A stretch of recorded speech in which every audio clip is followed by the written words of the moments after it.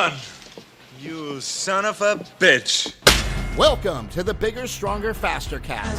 Venice Beach, California. I'm your host, Chris Bell. I can't see nothing, gotta open my eye. Come here, bitch. You wanna do it? Let's get ready to Crush your enemies, see them driven before you, and hear the lamentation of their women. Have you heard of kratom? Of course you have. It's the hottest new supplement on the market. You've probably seen it on Vice or CNN, or maybe even heard about it on Dr. Oz. But what does it do? Well, we can't tell you that in a commercial. You're only allowed to do that with prescription drugs. All I can tell you is that I feel great. Urban Ice Organics, makers of the finest quality tested kratom, available at naturalorganics.com. That's naturalorganics with an X.com. Kratom, figure it out for yourself. You'll be glad you did. Welcome to the Big, Strong, Fast cast. This is my second podcast that I'm doing. And today I'm sitting with the lovely Lauren Fit DJ. How you doing, kid? I'm wonderful. Thank you, Chris Bell. How are you doing? Pretty good. For those of people that don't know out there, we were quite an item for a while. 3 years, something like that. 3.5 years? I don't know. 3 years. We're still kind of an item. Kind of, sort of, no. But yeah, we were dating for a while, for a long time. You actually helped me tremendously in my life. I would say we're probably best friends. We are best friends. Would you assume that? Absolutely. Yeah. We always had a friendship before we met, during our relationship, and after. You're one of my favorite people, and so is your family. Yeah, so let's go back to when we met. Where did we first meet up? Well, I mean, folks, where would you think? You know, obviously, we're both fit folks, so Gold's Gym Venice, baby. Yeah, met you at the Mecca. You were training for a competition then. Yep. Getting ready for your first bikini show, and I remember that you were just shredded, and you looked awesome, so I thought you were some famous fitness model. Little did I know you were a fitness model, just not famous yet. Not yet. Well, actually, you were a DJ, which fired me up. A fit DJ, the fit DJ. The fit DJ. And so when we first met, I was probably about 245 pounds, 250 pounds maybe. I was drinking every day, so that was bad. I was dabbling back in prescription drugs again, and I was doing a lot of things that I shouldn't have been doing. But you met me at the worst time of my life. So what was it about when we met that you even saw in me? Because I don't even know. Yeah. Well, I didn't know any of that stuff was going on. But when I met you, I was introduced to you by a friend who was, he said to me, he's like, oh my God, there's Chris Bell. He's like, you have to meet Chris Bell. And I was like, who's this Chris Bell guy? And he was like, oh, he's a filmmaker and a director. So I was like, oh, awesome. Like, I'm all about networking. That's super cool. So I was excited to meet you off the bat. And then when I met you, I was like, you're very, you're just a very kind, sweet person. So that drew me to you. And you're also very interesting. And so I was like, I need to know this person. Yeah, I thought like you were so nice that I thought it was fake maybe. I was like, oh, she must know. Somebody must have told her something about me or something. Like, she must think I'm rich. There must be something, to it. But there was really nothing to it. You were really just that nice. I'm always eager. I'm always excited to meet new people, especially creative people. Yeah. And so when we met, it was, I thought you had a boyfriend. The person that introduced us, I actually thought was your boyfriend. Come to find out, that wasn't the case at all. But weird things like that always happen in LA. Those kind of issues and those kind of stories. But one of the things that after sort of the honeymoon part of it, you had done something that was very courageous in my book, and I'd like you to talk about it a little bit. You basically ratted me out to my brother, which is probably the most important thing that anybody's ever done for me. You called Smelly, and because you didn't know what to do. You probably didn't know it was brave at the time, but it was. Yeah, well, you had I knew something was up, like after a couple weeks that we were together, that you were struggling, and I think that you told me that you were drinking a lot and that you were going to stop drinking. And so you stopped drinking for like a week, but I felt uneasy about it and knew that you can't just do that. You know, like I knew that you really needed to get help. And it was sort of like, how do I intervene and how do I get your family involved when I've never met your family before at that point in my entire life? I didn't know them at all. So how was I going to get to them, and at what point was that going to happen? And then, so you stopped drinking for a week, and then I think maybe you started again, and I didn't hear from you for like 2 days, and I was trying to get a hold of you, and I was like frantic because I just knew what was up. And then I was after a DJ gig, and I was uneasy the whole time I was at the gig, and because I hadn't heard from you, and I just went over to your house, and I don't know if I broke down your door, but you weren't in a good place when I don't think you broke down the door. I don't think it, you know what? I think you had it unlocked. You told Mark that you were scared to go in. Well, initially I opened up the door and it was not good what I saw.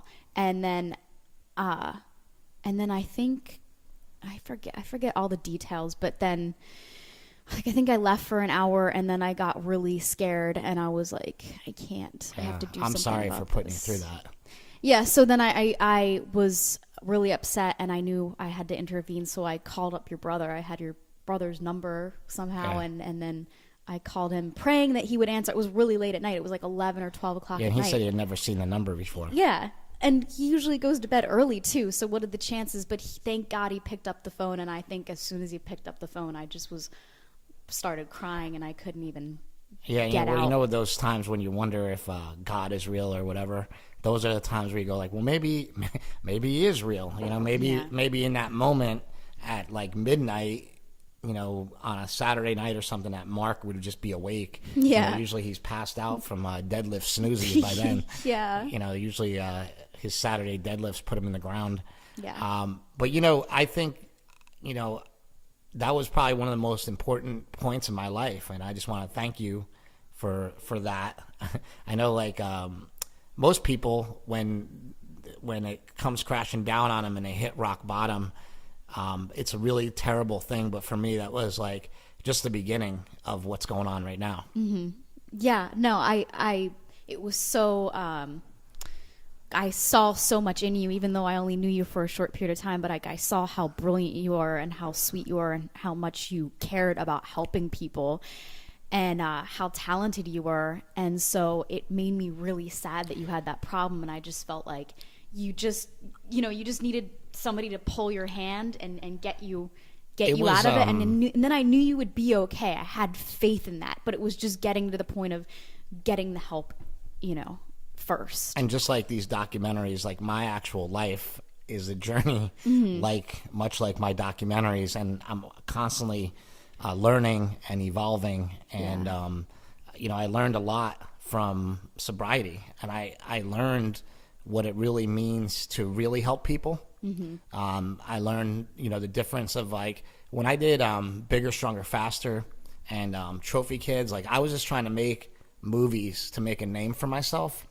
When I did Bigger, Stronger, Faster, there was a lot of heart in it because I really was passionate about that subject matter. And then to be honest, when we got the Trophy Kids, I didn't have any real passion for it. I liked the subject matter a lot. I thought it was like interesting, but it wasn't like in my heart. But then when we did Prescription Thugs, like the biggest difference between Bigger, Stronger, Faster and Prescription Thugs is that after watching Bigger, Stronger, Faster, people will come up to me and say, "Thank God, bro. My girlfriend lets me do steroids now. She doesn't care." Or my mom, she doesn't care anymore that I do it. But when you're talking about Prescription Thugs, you have people where you've literally been the catalyst, the reason why that person has changed. And that's like both a big responsibility to take in. And it's also, in my mind, just super important. It taught me what my life was really about, like why I'm really here. And it's really to help other people. There's no other purpose that I can see for myself other than providing people with information and knowledge that can help them in turn figure out what they need to do. And it's all actually relatively simple when we start looking for the answers in the right places. And so I feel like just from just from going through that, addiction issue and getting sober, like the biggest thing I got out of it is like I've learned a purpose of my life, that I feel is going to continue on to what we're going to get to. The main reason why we're doing this podcast isn't to be all sad and talk about addiction. No. Let's talk about something fun like eating fat and keto. Hell yeah. Let me just first say though that I am so extremely proud of you, and basically my dream helping you, like my dream came true. Like you're successful, you're shredded now, you're healthy, and you're inspiring people and you're changing people's lives, and that was my my hope in helping you, and I'm glad that you're doing it now. So well, thanks. Yeah. And then one of the best things for me that came out of this whole experience was I went to rehab, and what a lot of people don't know, we didn't really get into too many of the details, but first I went to a really crappy rehab, and that was called Claire Foundation. I actually shouldn't say it's a crappy rehab. That rehab may have been the reason why I'm still here. That rehab probably saved my life. I'm talking about crappy in the terms of like scary. Scary, yeah. Like when I walked in, there was this guy Miguel, and he was scratching his balls with one hand, and he's like, "Hey man, what's going on, man? How you doing?" And he goes to shake my hand because he like had the cane in the other hand, and he switched hands and then went to shake my hand with the ball scratching hand. And I was like, I wasn't having it. And he's like, "You're not gonna like it here, man." I'm like, "No." He goes, "Nah, the pillows are too hard." And like that would be like the last of my worries. Yeah. Was like the pillows were too hard. Oh my God. But going into Claire Foundation, the reason I went there was because I really had no other choice. It was the only place that I could afford and I could get into at the time, and blah, blah, blah, blah, blah. So anyway, I was there for 19 days. And when I was in there, the food was really, really bad. And they would get like day-old bread from the grocery store, and they would get, all the leftovers from all these places that would bring it and drop it off to us because it was like a state-run facility. Nobody had any money there. So I had to be creative, and I told the cooking staff that I was allergic to carbs because what I was eating was so bad, and the only thing that was really attractive was any sort of meat because, okay, there's certain standards of care here. The meat can only be, so old before they throw it out or whatever. Exactly. So I just knew like, okay, the meat is the place to go. And so while I didn't completely convince them that I was allergic to carbs, I convinced them enough to where they would just like let me have seconds on the meat. But also I think just calorie restriction in general, my calories were way down. Yeah. I went from about 206, I think I was 263 when I went into rehab.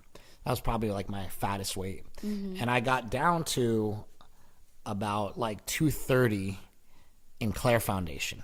And then when I got out of Claire Foundation, I went to Cliffside, Malibu. And Cliffside, Malibu is like this beautiful resort oasis place that my friend Richard Tate was the CEO of, and was so I'm so grateful for him in my life, and so grateful for everything that he has done and Cliffside Malibu has done for me, and Claire Foundation, because to tell you the truth, if I didn't have that hardcore beginning, we might have not had as happy of an ending, Absolutely.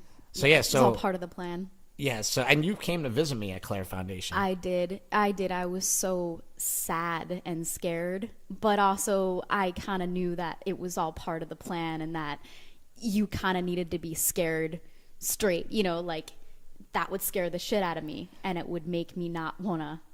Yeah, I remember again. I remember sharing some of the stories with you. We didn't get to talk that much on the phone. You weren't like allowed to talk on the phone that much, and you would come visit. And I just remember there was some stories where like a guy fell asleep at Kennedy Airport in New York City, and he ended up in the cockpit of a plane in Paris, and he doesn't know how he got there. Like I've heard the craziest stories in rehab that I had no idea like how these people were still alive or how they made it through. One of my friends told a story. I just laugh at it every time. He tells a story about going to Mexico to get these date rape drugs, and you think it's going to end in like really bad story, but he went there, got all these date rape drugs, and he took them all himself. God. Like, why would you take them all yourself? He's like, I don't know. I'm a drug addict. I like, roofied myself. he roofied himself. And I don't even know what his intentions were of even getting him in the first place. I don't know. I have no idea. It was just amazing. one of those like funny stories. Yeah. But dropping weight went a long way into sort of how I felt, into like getting sober, into feeling better. And as I would like count those days, I was also counting down my weight on the scale, and I was working out every day, and I felt a lot better. So I decided to revert back when I got out of rehab. Well, actually, I should go a little bit longer. So I got out of rehab. We continued keto. We were together then. I remember I ate at Burger Lounge every single day. Oh, so good. Yeah, Burger Lounge, grass-fed So burgers. delicious. And I ate there every day. I want to say 45 days straight. I remember I did 45 days of keto straight, because before this adventure that's been like over a year now, I didn't think keto was sustainable for more than like a week. So I was like, I'm going to go 45 days. I'm going to show everybody. And nobody was really talking about keto. This is like 4 years ago. And so I did that. I lost a bunch of weight. I got down from 263 at my heaviest down to like 198-ish, around there, like a little bit below 200. And then I took a year off. Like I took a year off of eating good and just ate like shit for like a year. And I don't know if you remember this, but like throughout that year, I had a lot of swelling in my legs. I went on a cross-country trip. We were shooting, documenting some stuff for a project I was working on, and I drove cross-country with my friend Jimmy Bluff from here to Pennsylvania and back. And when I got back, my legs were like balloons. They were so swollen from being in the RV, and just disgusting how swollen. Scary. Yeah, It was I mean, scary. it was really, really scary, and I didn't know what was going on. And then this year on election day, we were walking to vote, and when we were walking to vote, last year, whenever Trump was. when Trump was elected, elected, was it a year and a half ago or something? A year ago? Yeah. Little time flies. I don't know. Yeah, it wasn't this past So anyway, November. it was when Trump got elected. I was walking with Lauren to the polling place, and I just felt really like out of breath, and I didn't know what was going on. And I told you to call An ambulance. the ambulance. Yeah. Yeah, remember that? I was very concerned. I mean, I walk fast, so keeping up with me is always a challenge, but I was kind of like, really? Like, what's going on? Yeah. And, you grew up in a health food store. You've always been healthy. Yeah. You were always the one in our little family of two that was like the healthy one. You'd sit on the couch eating like a bag of spinach or something, and I thought you were a weirdo when we first met. Now I'm the weirdo. Like, now I'm the one, like, I'm eating, beef every meal right now. Liverwurst. Yeah, eating liverwurst and all sorts of weird shit. So No, it's really cool to see that. Like, to see you come around and I'm amazed by you, and you're teaching me things now and about nutrition, and it's just been so cool to see that in you. Well, let's talk about diving into keto. So after that year off that I took, I was feeling really crappy. I was, by that point, I was, like I said, I was 260, got down to 200, and I was right back up to like 235 again, from eating like shit. And also, during that year that I took off, I did something that's a tragic mistake for anybody that doesn't need it. I started taking thyroid medication, T3, just because I had access to it, and it had worked for me before for losing some weight. But I stayed on it for quite a long time and lost a lot of muscle too. And I didn't really know the effects of it and the bad side effects of it, but I just think it's not a good thing to take if you don't need it. But it was like recommended to me by a couple bodybuilders, just take some T3, and everybody else was ripped and having a party, and I figured, well, why not join in? Well, why were you losing muscle from it? Well, it burns muscle. Yeah. So then why would a bodybuilder take it? Like, because it also burns fat. Yeah. So it basically just burns calories. It burns you up. It heats you up. And I think my thyroid is still messed up from that. And it's something that I just don't recommend. It was something that was stupid that I did, like I said, because I had access to it. So getting back to keto. I remember being up in Davis, California with my brother. We're at Makuni. You've been to Makuni? I love Makuni. Shout out to Makuni. Makuni is an awesome sushi restaurant in Davis, California that if anybody's listening and you're friends with Mark Smelly Bell, you need to make him bring you there. Yeah. It's his favorite place. He's got a like a gold card or something. He's a VIP. Yeah, it's like, no, it's something crazy. Like if you spend like 20 grand, you get a trip to Japan, and they're almost qualified for it. That's so crazy. They're almost there. So they eat a lot of sushi over there. Yeah. But so I was with Mark and we were at Makuni, and I said, I'm sick of being fat. Yeah. I don't like it. There has to be a way out. There's got to be a way to fix this for good. And Smelly's like, well, you know as well as I do the way to fix it. I'm like, yep, we need a war on carbs. And war on carbs was something like I was joking around because prescription thugs, we kept talking about the war on drugs and how it's never not helped anybody. Right. And I'm like, well, we don't need a war on drugs. We need a war on carbs, you know, because that's the problem, you know. Yep. And from there, we toasted a piece of salmon sashimi with each other, and that's when it started. It's on. And that was right before the 45 days. Actually, this was the second. No, this is the second round of it. Yeah. The second round of it was like when I did a 45 days straight again without cheating, but actually, in the very beginning, when you and I first started doing it, we were only like a week in, and I cheated, and I don't think I ever told you. Was that the beginning of last year? Yeah, the beginning. So beginning of last year. So that's when we first started keto together. Beginning of 2017. So let's just start 2016. Yeah. All right, 2016. I was in for like a week. I was in the ketosis for like a week, and I left to go to the gas. I told you I had to get gas in my car, but I didn't go get gas. I went and I got Starbursts from the gas station. Oh, okay. And I plowed through 2 packages of Starburst in my car, and I was so ashamed. Aww. And I felt so fat, you know what I mean? And I was like, I just can't stop eating. And I was like one of the like old women on like a Weight Watchers commercial that like was all sad and bummed out. Guilty. But it's how I really felt. I felt guilty around food. I felt like I had no control. I had no relationship with food. And so for me, keto was the answer. When was the first time you heard about it, and like, did you think it was something crazy or? Well, actually, when I was 15 years old, my dad is a nutritionist, so I was always kind of on the up and up about, how to eat and different, I knew about like what a carb was versus what fat was versus what protein was. And my dad always emphasized eating healthy fat and incorporating that into our diet. But it was when I was 15 years old that I found out about the Atkins diet. Like, it came back in style again, and they started marketing it a lot. And so I started to like cut my carbs because I had learning disabilities, and I was always looking for something to enhance my cognition and be able to pay attention better in school.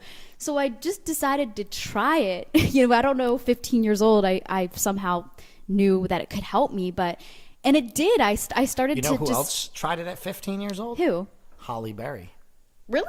Yeah, because she's diabetic. That's so amazing. So she started at 15, and she looks amazing. She's 50. She's a babe. And she still does it. Yeah, she's a babe. So continue. But yeah, so I tried it. Like, I was like, if I'm going to eat a burger, why would I need the bun? Just eat the nutrient dense part, the part that has substance to it. I remember you telling me that your parents would bring you to McDonald's when you were a little kid, and you would throw away the bun. Oh yeah, I hate it. I've always hated bread. Like, my dad would make me sandwiches when I was little, and I would always throw away the bread. It was like useless to me. It was like I knew that there was no nutrients in it, and I didn't like it, and I was like, just give me the fucking meat. Isn't it funny that like what you say about nutrients, you come back and learn, way later. I didn't learn this until recently, and it's been being confirmed by a lot of the people in the keto world and just in the nutrition world in general, but like your body's always looking for nutrients. Of course. And I always knew that. I always was aware of how I felt when I ate certain foods. Like, when I ate carbs, I was starving 20 minutes later. Like, useless. Why did I eat that? I was aware of that as a child. And I also was aware of, because I had a lot of food allergies, how things would make me feel. Like, I remember I was 3 years old and I had pizza for the first time, and I started complaining of having, I felt like I was having a heart attack, and I was telling my parents, I think I'm having a heart attack. And my mom started freaking out, and she called the doctor and was like, Lauren said she's having a heart attack. And the doctor was like, what did she eat? And she was like, pizza. And he was like, she's just having gas. So I was like, well, I don't want to eat that if it makes me feel that way. So a lot of us don't learn though. Like I've eaten pizza my whole life, and then it's like you don't think of what it's doing to your gut. Yeah. Like I haven't even heard the word gut microbiome until like this year. Like I never knew what it was. Like if you asked me last year, well, maybe like in the past 3 years, but like if you asked me a couple of years ago what the gut microbiome was, I wouldn't have no idea. Yeah, I didn't know about that till recently either, till I started working at Bulletproof Labs. But yeah, I mean, even when I was little, like dairy, I couldn't eat cheese, I couldn't eat milk. All those things would make me really, really sick. So I was always searching for foods that would make me feel good. And I just meat was always one of those things that I felt good eating. Keto kind of, so like in the beginning with keto, I recommend this to people. I recommend that you just go nuts. And the reason why I recommend it is because it's pretty hard for people to jump into a ketogenic diet. And when I say go nuts, I don't really mean go nuts. I just mean like, just eat whatever you want. Just don't eat carbs in the beginning. Like that's what I tell people. Yeah. Because I feel like people get so strung up on like, can I have this or can I have that? And like, just eat the things that say the zeroest carbs possible. And that's always how I've been too. Like I've always just kept my carbs low.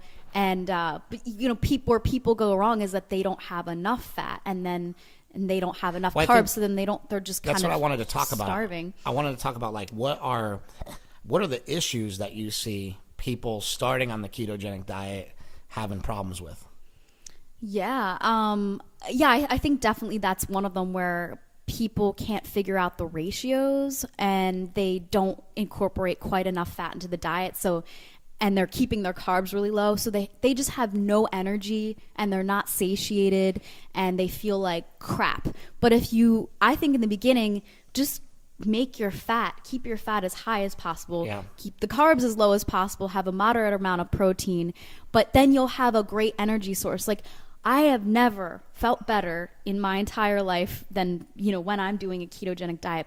But in the beginning of 2017, when we became very experimental with ketosis and we started diving into it and researching and educating ourselves, and we consumed copious amounts of fat in the beginning because we just wanted to get into ketosis and see what it would do as far as, what our ketones would be, like what the readings would be.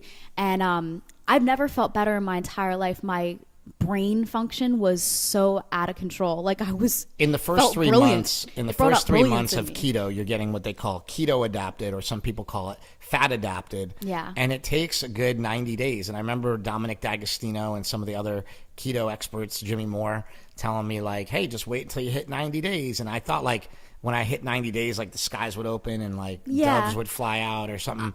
Yeah, but, I mean, I know, I tend to disagree. I mean, for me, but something happened after 90 days for me. Yeah. And what happened for me after 90 days was what I was talking about before with the starbursts and the relationship with food. Yeah. It all disappeared. Yeah. Like around that time. Yeah, you do have to give it a fair shot, and it's going to depend on your history with food and how, your exercise and your activity levels. But for me, it was like within a couple days I was in ketosis, and I didn't go through a period where I was, craving sugar or Did you ever have a keto flu?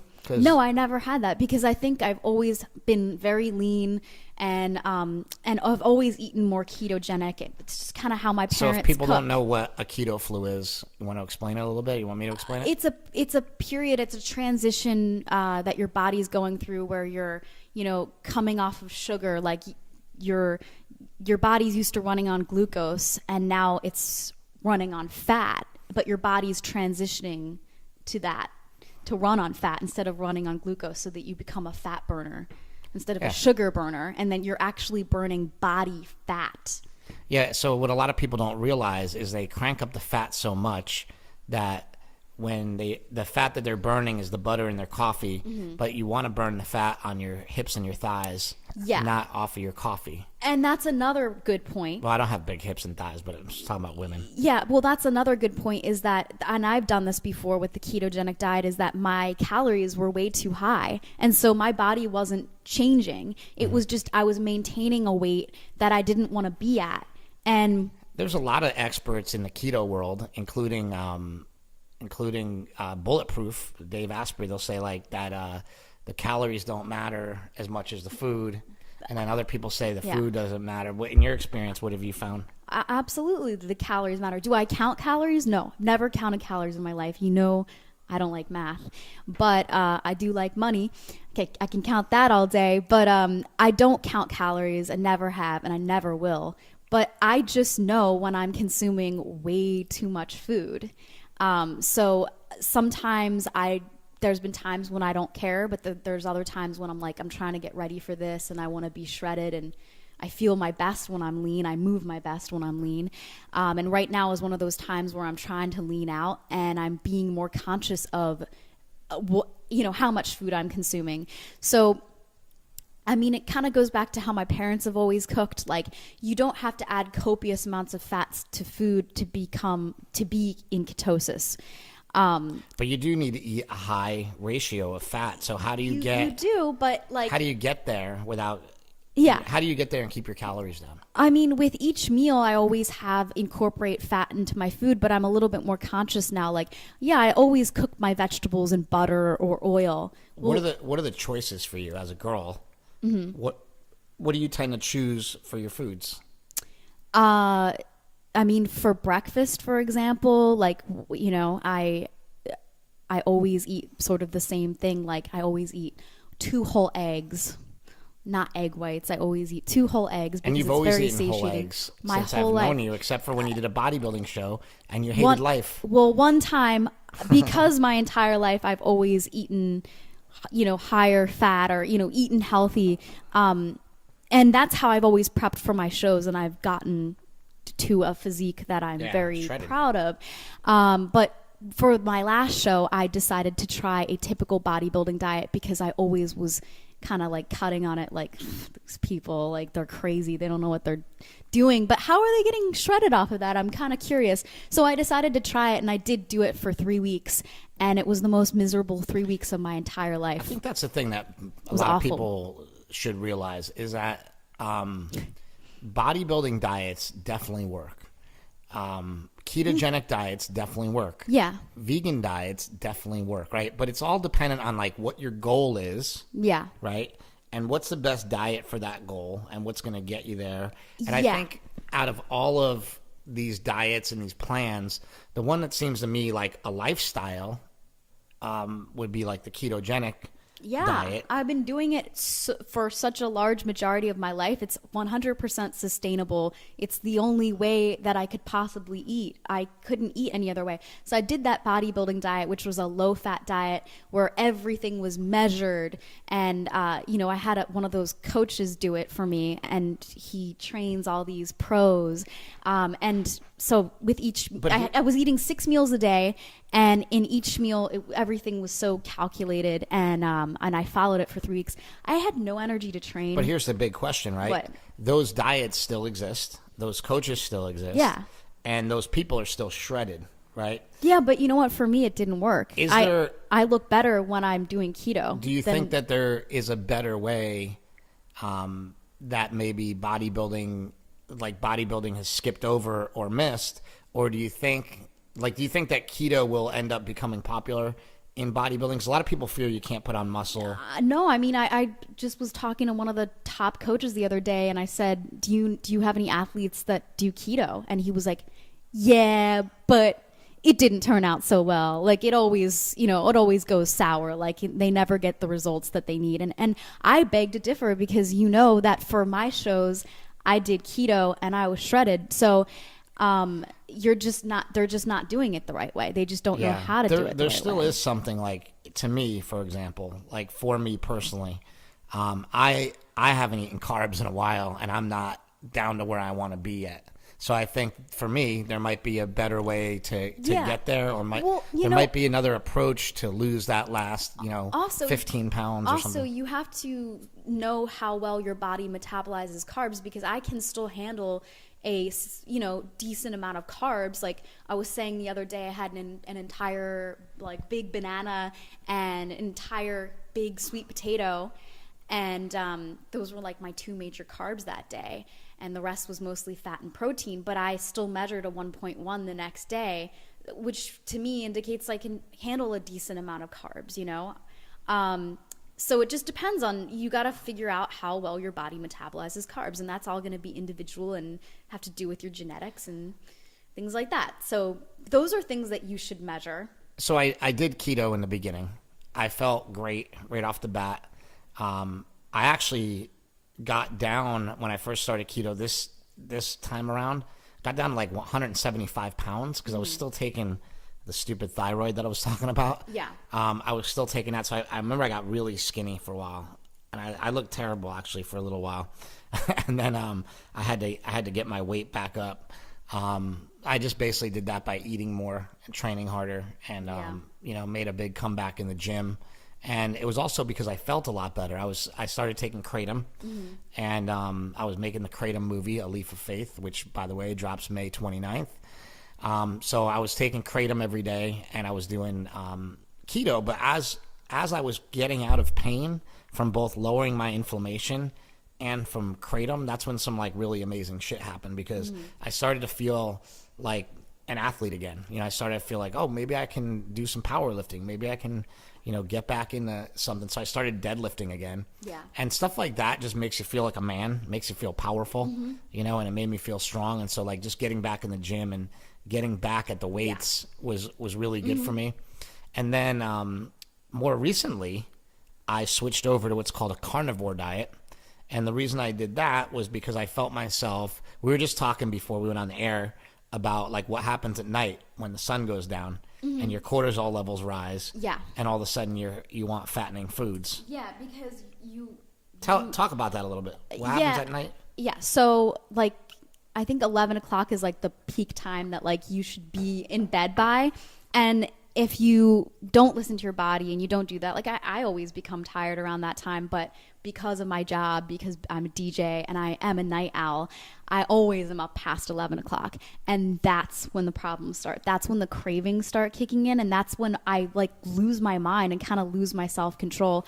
And there's been times like that I've gotten in the habit of like, oh, okay, it's late, I'm exhausted, I have no energy, now I need food, and I'm eating, and it's midnight. I'm like, what am I doing? I'm going to be going to bed soon, but I'm starving, and I need energy to stay up. But why do I need to stay up? Like, what, you just have to break past that. So I kind of broke that habit of like and also, every night eating. I'm not doing that anymore. Like, I have a cutoff time. I eat dinner and then I'm done for the night. Also, we've changed a lot. Like when we used to diet, we used to have like one day a week where we'd go nuts and we'd go out and we'd eat whatever we wanted to. Day. Yeah, we'd have a fat day or a cheat day, whatever people call it.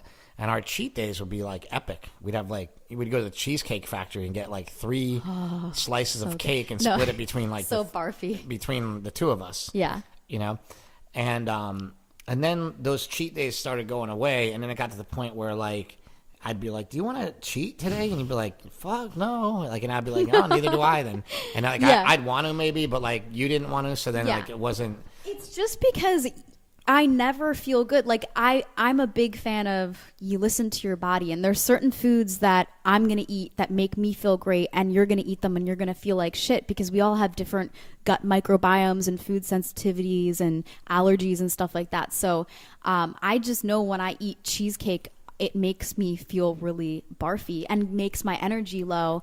And I don't ever want to feel that way. Yeah. So every once in a while, it's fun. But what's interesting is you can make a keto cheesecake. Exactly. It Why tastes not? the same. And you'll feel good. But you actually feel different when you eat it, which is really weird. You feel energized when you eat it. Totally. And I think that's something that, like, I try to tell people when you're going on a ketogenic diet to really focus on the fact that you're going to be eating a lot of eggs, a lot of meat, and a lot of fat from real sources. I try to way less to entice people with keto cheesecake and keto ice cream, although I do make Yeah, awesome focus on real foods, keto ice cream. nutrient-dense foods. But I think you're right. People need to focus on the nutrient-dense foods. If you're starving and you eat, like, if you're literally starving, protein is the fastest way to be satiated. So if you're really hungry and you just take a bite of like a piece of steak or Chicken something breast, like that, like you'd be surprised at what it does for your hunger. Yep. Most people think they need carbs when they're hungry. Yeah. Like, oh, I'm starving. I need like a big thing of rice or whatever. Yeah. But you take one bite of like a steak and you're like, oh, wow, my hunger, Yeah. the actual pain of Subsided. hunger Yeah. goes away. And you'll be full for hours and have tons of energy and feel great. You're not going to crash like you would if you had a carbs. Yeah, for the most part, and for for most people, and like not everybody is as carb sensitive as you're saying. Like I think 75% sure. of the population is though, right? And Yeah. and 66% of the population is obese. So if you look at those two things, like, hey, we're not carb. Like it's people want to keep saying this drives me crazy. Every time anybody says it, I think it's a cop-out, and I think it's bullshit. Every time somebody says, well, we're all different. We all have different bodies, right? And we have to say that as a disclaimer a lot of times for a lot of things. Yeah. I get it.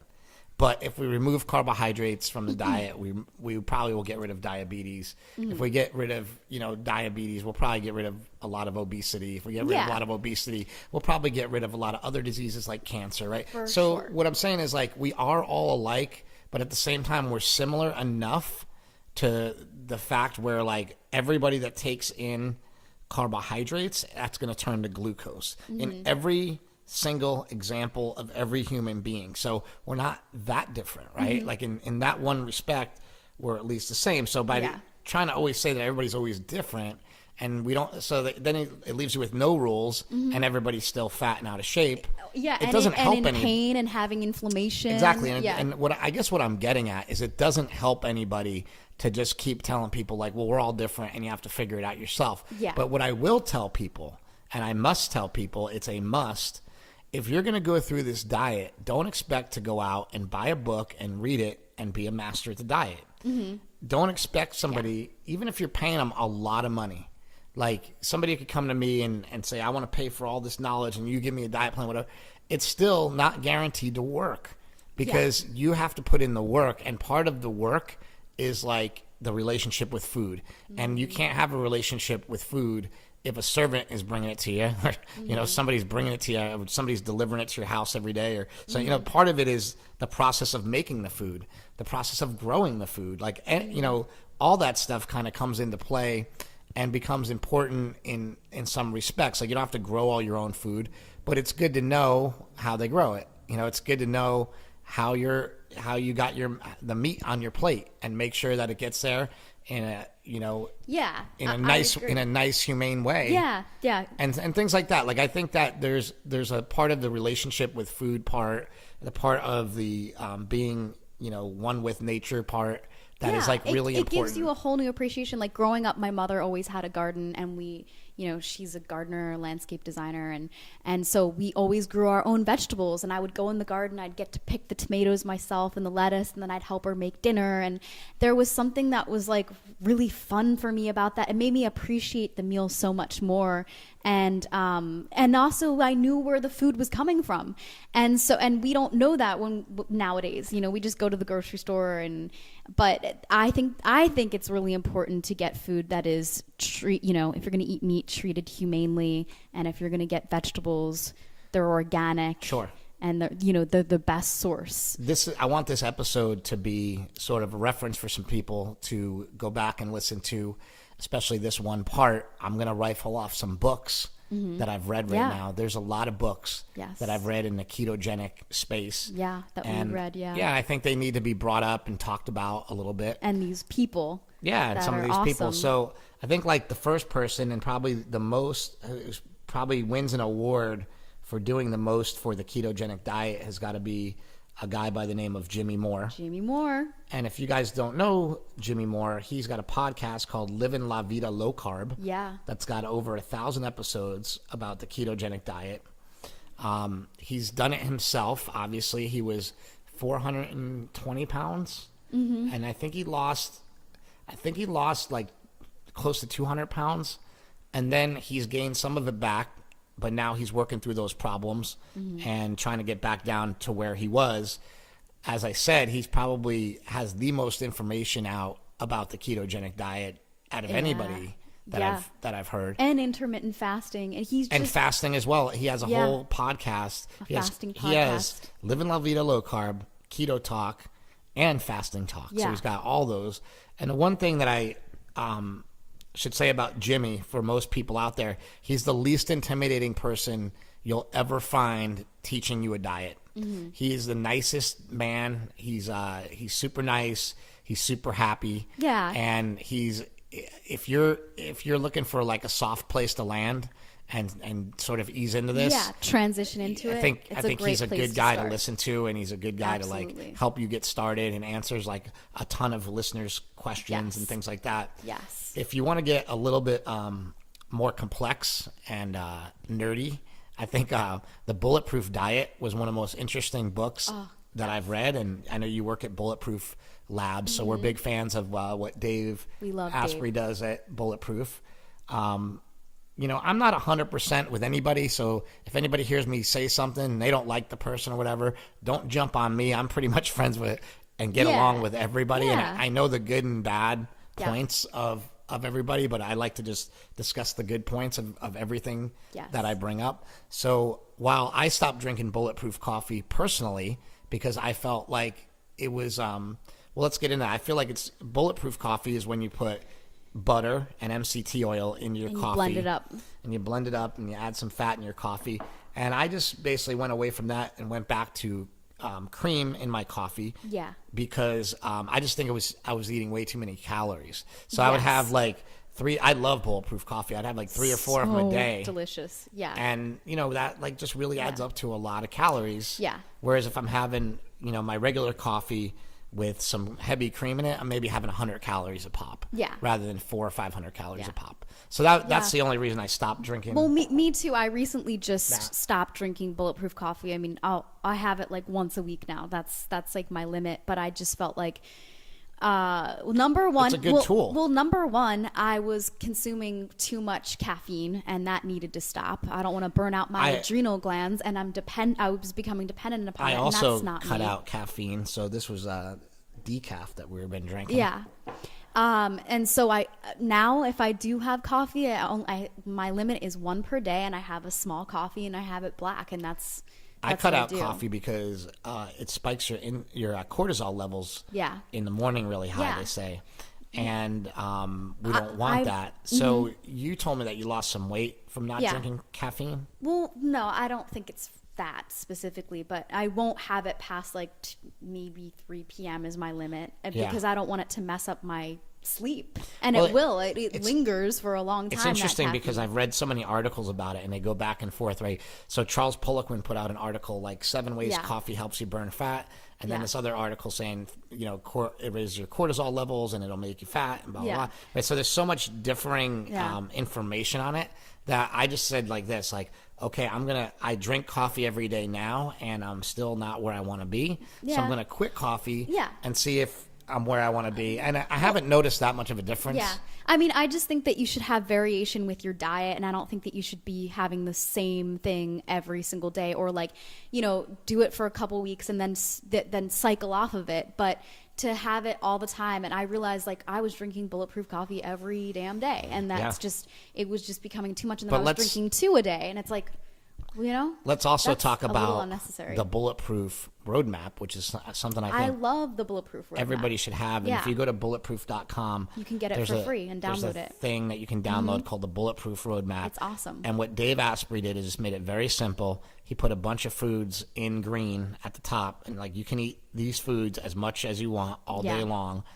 You know, and that's called being bulletproof. And being bulletproof means you're eating like steak, avocados, coconuts, butter, like all those things are in the top, you know, grass-fed from the best sources, upper echelon. And then as you go down, you know, to things that you can't have, you start getting into like, you know, and he has like different sections, like for fruits, for example, on the fruit section, you'll have blackberries, blackberries and Blueberries, raspberries and yeah. strawberries at the top. And then as you go down to the bottom, you'll find bananas and stuff like that, Yeah. like where you can't, Yeah. probably shouldn't These have are it. foods that are suspect. Some of the foods might have mold in it. What I like about Dave, though, or is he says fungus. nothing's off the map. Like there's no food that's off the Yeah. roadmap. It just depends on where it lies within the map. fried foods. And if you Yeah. like point systems, you like playing games and you like point systems, have I got a book for you? Drew Logan is a friend of mine from Gold's Gym, and Drew's always been in awesome shape. He was a trainer on the show Strong that Sylvester Stallone put out not too long ago. And Drew Logan has a book called 25 Days, where it's a 25-day, basically keto reset kind of diet. And what he does is he awards you points for doing things each day. And your goal is to get 80 points a day out of a possible 100. Now, if you get 100 points a day, that's great, and you'll get shredded quicker. But basically saying, like, if you can score an 80 for 25 days in a row, you know, you're going to be in substantially better shape. I don't know what the claim is of how much better shape or anything that you get in, but Yeah.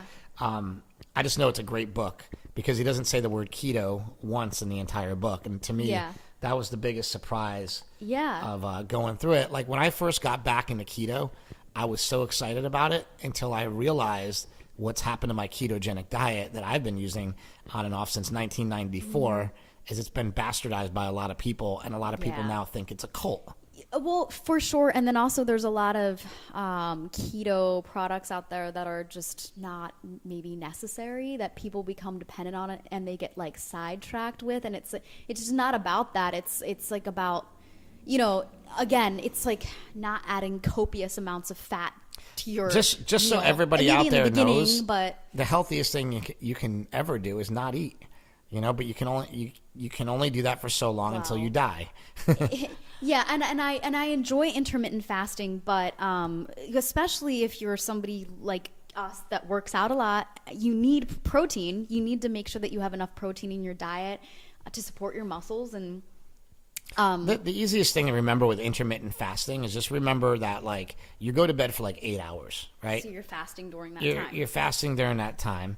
And so, You don't want to fast for too long. I mean, there's certain instances or certain circumstances. Maybe if you're well, actually, very what they say is that it takes a long time for your body to get to where the fasting is actually, you actually know you're fasting. So, like, it takes like that 8 hours just to get to that. So you're not really fasting for 8 hours. Yeah. You're only fasting, like they say, like when you do intermittent fasting and you do like 16-8, you're only fasting for like 8 hours because like it takes Yeah. you 8 hours to get to the zone where you're actually fasting, and then you're fasting. Yeah. Even though you didn't technically eat, if Yeah. that makes sense. I was listening to something with Dom D'Agostino the other day where he was talking about that, where Love him. like the longer you stay in your intermittent fast, like, you know, because you've actually slept and then you've had this fast, and if you extend it even longer, you get even better results, he's saying. So like, Yeah, and I've done a lot of that too, and you know, but I'm kind of it's pretty hard to fast for 18 hours in a day you and only work eat up 6. to it. You work up to it. It's a muscle that you have to build, because in the beginning it is really Where hard. is it? Because I want to work it. You have worked it. So yeah, Drew Logan's book, 25 Days, is a great book because it keeps you on track by giving you like a point system, you know, along the way, and that helps. And a lot of people are just looking for something easy. My favorite book, if I can give a favorite book, I mean, they're all books that I love. They're all books that I love, but my favorite book is Mark Sisson's 21-Day Keto Reset. Mark Sisson's 21-Day Keto Reset is a book that was that he recently put out, and Mark Sisson used to be a big paleo guy, but then he decided to try the keto diet, and it did wonders for him. He's like 60-something years old, and he's shredded. He still plays ultimate frisbee against like a bunch of guys in Malibu, and he's just like this awesome surfer dude that, you know, has been basically eating kind of a ketogenic diet his whole life, even though he called it primal before when he was doing more of a paleo approach. And he's also written a book called The Primal Blueprint.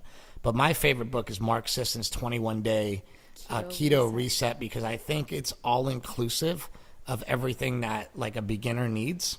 But now, if you're a woman, you might want to start with a different approach, because that book is written from a man's point of view. And we have women like Leanne Vogel has a book called Starting Keto, right? That's a good book. Maria Emmerich has some great books, Fat Adapted. Books. Yeah, Maria Emmerich has several books. And actually, Maria Emmerich's newest book with her husband Craig is just called Keto. And that's a great book to just pick up and read for just straight knowledge of all of this stuff, all this information that comes along with the ketogenic diet. Like, as I'm talking to you, I'm like, I need to dive back into that book. And as I'm thinking about... always fun to go back and look at these things. As I'm thinking about all of these books, all I can think about is diving back in to, like, give them another look, you know? Yeah. And just another technique of mine, this is just me, I like audiobooks. Oh, yes. I like audiobooks and I love podcasts. So, like, if somebody out there in the keto world that I've mentioned... If you hate reading, just pick up like Jimmy Moore, for example. If you don't like reading, just start listening to Keto Talk. Start at episode 1. Go through. There's 100 episodes of Keto Talk. Go right through episode 100. That's what I do. Any chance that I get, if I'm walking outside, walking to my car, or if I'm in the car in traffic, you know, every opportunity that I get, I'm always taking that opportunity to educate myself, whether it's listening to a podcast or a book on a subject that I'm interested in. Yeah, it's so easy. And the king of all podcasts got to be Joe Rogan. Oh, so first of all, shout out to my boy Joe Rogan. I love Joe Rogan. He has done so much for my career. He doesn't even know. I don't want to actually tell him. He probably won't listen to this anyway. Who am I kidding? But anyway, Joe Rogan is amazing. For those people that don't listen to him, Joe Rogan is probably the single biggest driving force in the keto world. And to most keto people that are in the keto world, that probably makes them mad and blows their mind, but he is, because he's the guy that is basically putting everybody that's in our documentary. My brother and I are making a documentary about the ketogenic diet, and all the people that are going to be in it are all the people that are on Joe Rogan's podcast. Because he knows how to pick them. Yes, he picks all the right people. He's had Mark Sisson on. He's had Nina Teicholz on. Nina Teicholz, by the way, wrote a book called The Big Fat Surprise. And Nina Teicholz's book is amazing because she's gone through over 10,000 studies on fat. 10,000 studies on fat. And guess how many of them say that fat causes heart disease? All of them? None. None of them? Oh.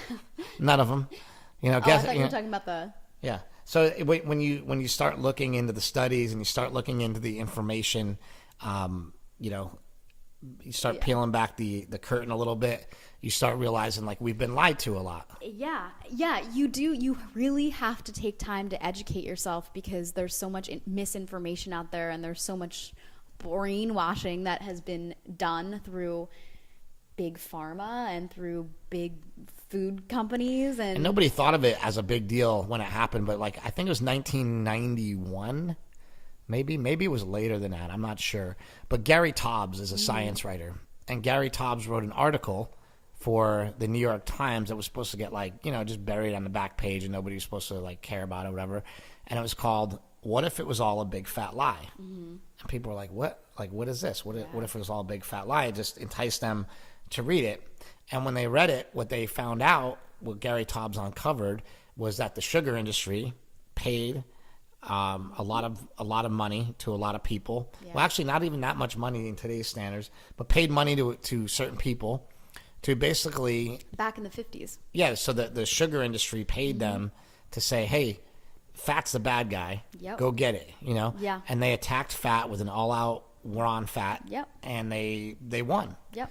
And still to this day, people will still say, well, I don't eat eggs because I have too much cholesterol. I don't eat red meat. Yeah. You don't know how many people on this trip, this journey that I'm taking right now for our film, say that, hey, I don't eat red meat. And I'm like, oh, well, you'll find this interesting. That's all I eat. Yes. Yeah, no, absolutely. I mean, it's so true. People say that all the time. And it's like, when I was competing for my first show, people were asking me how I looked like that and how I was leaning out like that. And I told them what I was eating in the bodybuilding world. I'd tell them I'm eating avocados and whole eggs, and they'd be like, oh my God, you can't eat that on a bodybuilding diet. Yeah. Well, I am eating it. And so, like, what are you talking about? You know, red meat's an interesting thing because... and red meat, yeah. When I first went back to the carnivore diet, which I said I'm doing now, which you basically just eat red meat, or meat of any kind, but it's basically, you kind of have to eat just red meat because there's not enough calories and other stuff doesn't taste as good either. But it's mainly been red meat, and you have to eat like kind of a good amount of it, or you'll be hungry. So my first question to Stan Efferding was like, well, what am I missing out on? If I don't have, if I only have red meat, what am I missing out on? And he said, oh, maybe some vitamin C, maybe some vitamin D. Vitamin D we get from the sun, so we don't really need it from meat. And vitamin C competes for glucose. So when you're not eating carbs, guess what? The amount of vitamin C that's in beef is fine. It's actually like enough so you won't get scurvy or you won't have any sort of issues from it. So it's 100% sustainable as far as we know.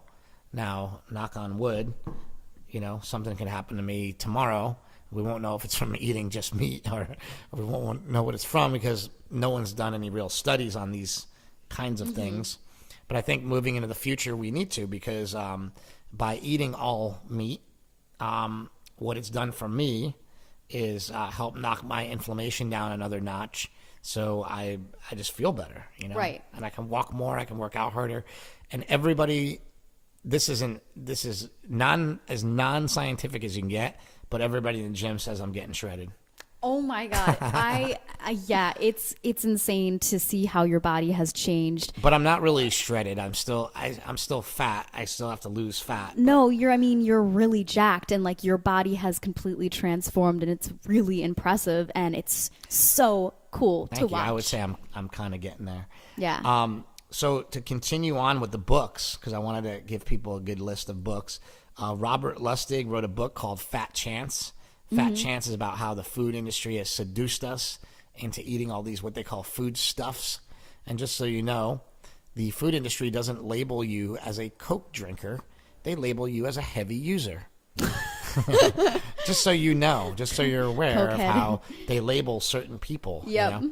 And Heavy user. yeah, and they they have this thing called vanishing caloric density, which is like shouldn't even be a thing, but basically it's in my new movie because we talk about this in terms of addiction. If you are to eat a food and basically the food tricks you into like thinking that it didn't exist, because it's like like a Cheeto is a perfect example. A Cheeto, you take it, like put it in your mouth, it just melts. Where did it go? Where did it go? Right?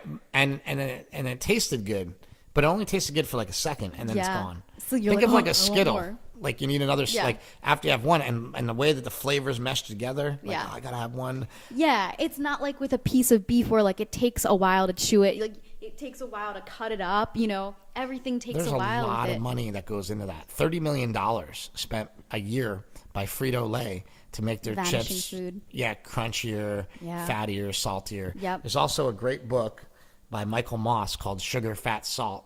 And Michael Moss explains in that book how basically sugar, fat, and salt can be used to like manipulate anything. And Yeah, so it's like food eating contests. yeah, well, they basically. What do you mean, like food eating? So I think I was listening to Rob Wolf's book, Rob. Wired to Eat. He mentions it in Wired to Eat, and he's talking about in food, like the guys that palate. Yeah, palate sensitivity. exactly. Like the guys that do those food eating contests, and they're eating a bunch of like ice cream, Furious and Pete. they're about to throw up, and they can't take anymore, and then they're like, "Give me a piece of pizza, or give me some fries with French tons of fries. salt on it." And then they eat a couple, and then all of a sudden they can start eating the ice cream again, and they can finish, and they can win Yeah, their what is that called? That's food called eating palate. Something happens with your palate. It's palate fatigue. Yeah. And when you get palate fatigue, your palate bombs out basically. Yep. And it's- doesn't want any more of the food. Yeah. And this actually happened with dogs at the Keto Pet Sanctuary where they were doing a ketogenic diet for dogs. Yeah. One of the issues they were having was a dog was like, fuck that. I don't want any more Yeah. of what you're trying to give me. Right. And so what they had to do is like trick the dog with like special flavors and stuff. Yeah. So they thought it was like, oh, it's not chicken, it's beef. Yeah. But it's really chicken or whatever. Right. Whatever they were doing to trick him, I'm not really sure. Yeah. But we'll have Daniel on. We'll talk to him about Yeah, that. no, that would be amazing. And Daniel's super knowledgeable.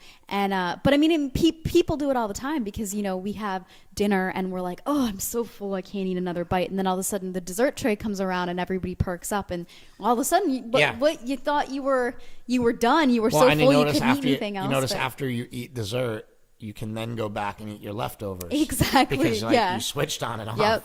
And then you can easily consume an extra 500 calories. Totally. Yes. So I think, talking about calories, going back to calories, to me, I think that that's probably the biggest misconception with the keto diet is that people throw calories out the window. Totally. And they just kind of eat whatever. Yeah. They think that just because it's fat, like the calories just like dissipate and they don't count or like, whatever. But they still do. And you have to understand that you're eating fat. It's everything that you're eating is very calorie dense. That's why you don't need that much fat to be in keto. That's why just adding it to your vegetables to cooking your vegetables in butter, cooking your vegetables in oil can sometimes just be enough fat. I'm not a big fan of counting anything. Yeah. Like, I just don't like it. Me either. I'm not good at it and I don't like it. Yeah. But there is something about it that, like, why does a bodybuilder get that shredded? Because everything's that exact, right? It's very calculated. So, like, if we got to think of it that way too. Like, if we want the results of a bodybuilder, maybe we have to strict up our keto a little bit as well. If we wanted to get those results. But right? I've gotten in the best shape of my life without being calculated or counting my calories. I mean, I guess I was a little bit calculated, but I wasn't necessarily counting anything. I was just very aware of what I was eating and, like just simple things like not eating past dinner time can make a huge difference in my physique, and making sure that everything that I eat is calorie dense and kind of, watching my carbs and keeping them low and making sure with each meal I'm getting enough fats so that I'm satiated, so that I'm not craving, foods that I shouldn't be eating a couple hours later. It's like, for me, it's just about feeling my best, really. What's been your biggest challenge on keto for you? Like what, like I know you've had some ups and downs. Yeah. On it, and I know that you freaked out even like recently because you're a girl. Yeah. And so let's be honest here, you freak out sometimes about your body. Yeah. Because I think everybody thinks like you're perfect. Yeah. Well, I think that recently I was overworked. I was working full time during the day, and then I was pretty much working full time at night, with my DJ business, and I wasn't sleeping enough. I was exhausted all the time, drinking caffeine to get by, coffee and Bulletproof. And then, I had to cut back my hours because it's all about my health. And now I am sleeping again, and I wasn't working out very much because I didn't have time to, and now I'm lifting heavy, most days of the week. And would you say you learned a lesson from that? Yeah, that self-care is the most important thing, and if I can't take care of myself, then I'm just useless in Joe life. Rogan talked about it today on his podcast. Yeah. He just said, I think people work way too much. He's like, Yes. Go spend time with your kids, go do this, go do that. Yes. And it's a Do reason things that make you happy. It's the reason why he does podcasts. Like, people think he's the busiest guy in the world. He's like, I show up to my office, I do podcasts all day, and I do stand-up comedy. I don't do anything else. And like, I think that's like awesome. That's like he the other thing that I took from his podcast today too was that 87% of people in the world are doing something that they don't want to do every day. For sure. That's crazy. And for me, that period in time, that was a couple months that I went through feeling like that. And it was kind of the first time in my life that I felt like that, because I've always made self-care and like taking care of myself like number one priority, because I've always known that. It's the number one thing they teach you in rehab is to take care of yourself. I've always known that. I've always known that when I feel the best and when I'm doing everything that I can to make myself feel the best, then I can go out in the world and I can shine and I can be the best version of me. And then that attracts everything that I want in my life, and it attracts the right people and the right circumstances. So I actually got away from that, and I'm glad that it happened to me, because it made me realize and appreciate that, having that outlook on life again, and like, wow. Yeah. All right, so we don't ramble on. I'm going to give you one last question. Okay. And you better answer it right. Okay. No, I'm just kidding. I'm nervous. Don't be nervous. The question that I have for you is like, what have you learned about yourself through this whole keto experience? Or actually, what have you learned about yourself, and what advice would you give to somebody starting on a new plan? That food affects you, so don't think that it doesn't. Like, everything that you put in your body has an effect and has a result, and that I've learned that I can take control of my brain and take control of my body through eating a certain way, through eating this way, and it's how I feel the best. And it might not be for everybody, but for me, it's everything. And so my cognition, is completely enhanced. My performance at the gym, my performance in every way. And then I'm also able to maintain a physique or, get as lean in a healthy way that I possibly can, so it's like, it's everything to me. It's a mood enhancer. It gives me tons of energy. It makes me feel powerful. And when I eat, I like to feel like a superhero. And I do, but you have to dial it in, and you have to figure out the ratios for you and how much fat you need and how much protein you need and how much, carbs you can handle and metabolize. And that's just going to be different for everybody. That's it. Yeah. So that's it. That's your advice? I really feel like I know myself very well, but I think that I second guessed myself for a little bit. And when in the first place, I just really was very in touch with my body like a long time ago. So you know how I love to help people? Yeah. So I was telling you before, I'll end with this story. So my cousin Steven, he's my same age. He's 45. When he came out to visit us, he weighed 283 pounds. Mm-hmm. His face was, pretty fat. But he's not like a fat guy. He's kind of jacked. He puts up 315 for a couple reps, and damn, some good he numbers. put up 315 for 5. He's strong. It's not like he's just So, but he carries his weight good. He's like a solid dude. You've met Steven before, mm-hmm. And but his like I could tell there was something wrong with him. Like his hands were all like swollen, and he just looked puffy. Yeah. And I was like, are you feeling okay? And he's like, well, I've always had this high blood pressure thing going on and blah, blah, blah. And I'm just thinking like, man, if you cut your carbs, I think you would just like deflate basically, like lose a lot of weight. And so we had Dr. Sean Baker up visiting us, My cousin had always had this crazy problem with his blood pressure, like to the point where they wanted to do like a special surgery on him that like he was eligible for, and they were only going to do it on a certain number of people because it was experimental and everything. And like, that's scary. That's my cousin that I grew up with, that I love. You don't want to see him go through anything like experimental, just to maybe, and he's got kids and everything. And so when he texted me today and said he went from 283 to 237. Yeah. He's doing the carnivore diet. He met Dr. Sean Baker, and Dr. Baker basically talked him into like, hey, all these problems that you're having, the problem with your hands swollen up and everything, that can all go away. Mm-hmm. So his hands are no longer swollen.